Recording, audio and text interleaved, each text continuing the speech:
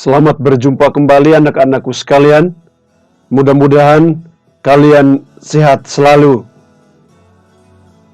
Masih bersama saya Pak Uno atau Bapak Ignatius Sabinus I, guru pengasuh mata pelajaran Bahasa Indonesia kelas 9. Kali ini kita akan mempelajari materi Bahasa Indonesia pada bab yang kedua, yakni mengungkapkan gagasan persuasif melalui pidato. Di dalam materi ini, anak-anakku sekalian, kita akan mempelajari teks pidato persuasif. Pada bab ini, secara umum materi mengungkap gagasan persuasif melalui pidato. Adapun yang kita akan pelajari yakni memahami pidato persuasif, informasi dalam pidato persuasif, simpulan isi pidato persuasif, struktur dan kebahasaan pidato persuasif, dan yang terakhir, penyusunan pidato persuasif. Pada pertemuan kali ini, kita akan membahas salah satu sub materi, yakni memahami pidato persuasif. Di dalamnya, kita akan membahas yakni pengertian pidato persuasif, jenis-jenis pidato persuasif, dan yang ketiga, metode pidato persuasif. Kita lihat yang pertama, pengertian pidato persuasif. Pidato persuasif yakni pidato yang bertujuan meyakinkan pembaca atau pendengar dengan menyajikan argumen dari sudut pandang si pembicara. Pidato persuasif bersifat membujuk. Jadi, secara tidak langsung, pidato persuasif mencoba memengaruhi pendengar atau audiensi untuk mengikuti atau melakukan ajakan yang disampaikan pembicara setelah mendengar argumen-argumen pendukung yang disampaikan dalam pidato tersebut. Isi pidato persuasif sangat beragam, tergantung dari tema yang dibicarakan. Tema-tema tersebut dikembangkan dengan menyusun berbagai macam argumen yang dapat dijadikan acuan kuat untuk membujuk pendengar. Contoh isi pidato persuasif antara lain, pidato ajakan untuk menjaga kebersihan lingkungan, pidato ajakan untuk peduli terhadap sesama, dan pidato ajakan untuk menjauhi narkoba. Sekarang kita lihat jenis-jenis pidato. Berbagai bentuk pidato didasarkan pada maksud dan tujuan penyampaian pidato. Ada sejumlah bentuk pidato. Bentuk-bentuk pidato sebagai berikut. Yang pertama, sambutan. Yang kedua, pidato pemerintahan. Yang ketiga, pidato instansi. Dan yang keempat, ceramah. Mari kita lihat penjelasan jenis-jenis pidato satu persatu. Yang pertama, sambutan. Sambutan merupakan jenis pidato yang dapat disampaikan secara tertulis atau lisan. Sambutan biasa disampaikan oleh orang-orang tertentu karena jabatan atau kedudukannya. Kerangka yang biasa dikemukakan dalam sambutan sebagai berikut. 1. Pembuka berisi sapaan, salam, permintaan izin kepada hadirin, ucapan syukur, dan ucapan terima kasih. 2. Ungkapan perasaan berisi rasa senang atau hormat, ucapan selamat, dukungan moral terhadap kegiatan atau acara, makna atau hikmah dari kegiatan, dan harapan atau ajakan. 3. Penutup berisi permohonan maaf, ucapan terima kasih, dan salam penutup.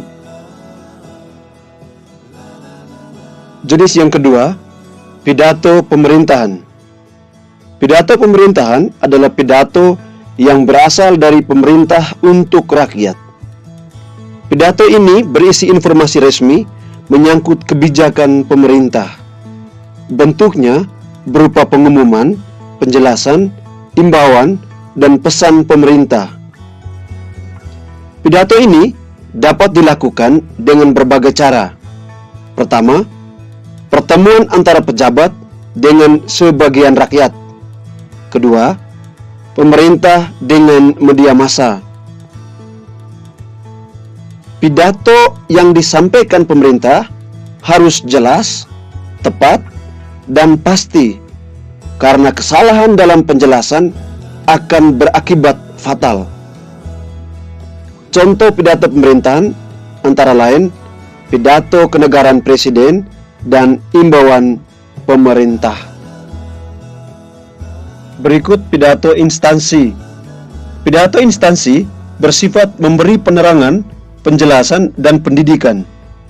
Pidato ini dapat disampaikan melalui berbagai media massa. Isi pidato harus jelas, tepat, dan pasti. Contoh dari pidato instansi adalah pidato instansi kesehatan yang memberikan penjelasan tentang penanggulangan masalah demam berdarah. Contoh lainnya adalah pidato dari instansi Dirjen Pajak mengenai imbauan agar tertib membayar pajak.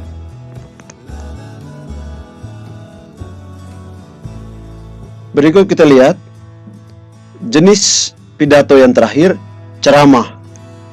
Ceramah merupakan jenis pidato untuk menjelaskan sesuatu di hadapan pendengar.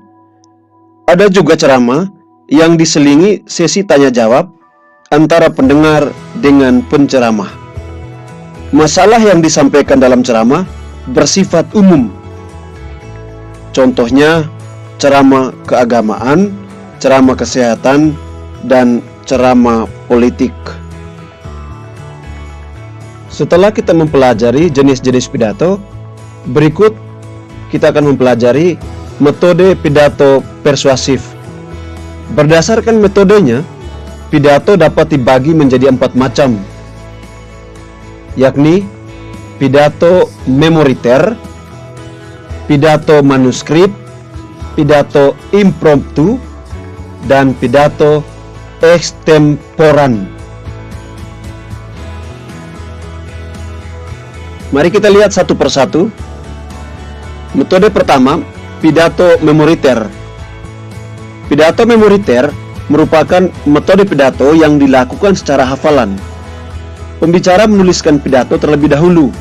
Kemudian, pidato tersebut dihafalkan, kata sampai kalimatnya, sesuai dengan catatan.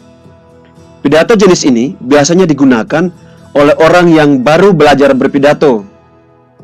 Jadi, seseorang sebelum berpidato menggunakan metode hafalan hendaknya melakukan hal-hal sebagai berikut. Pertama, dia harus membuat catatan untuk isi pidatonya. Yang kedua, melakukan persiapan penulisan naskah dan berusaha untuk menghafalnya secara baik.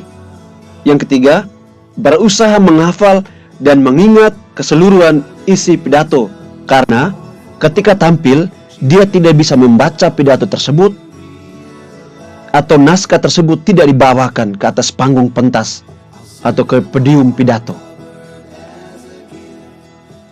Yang berikut, pidato manuskrip. Pidato manuskrip merupakan metode pidato dengan membaca naskah.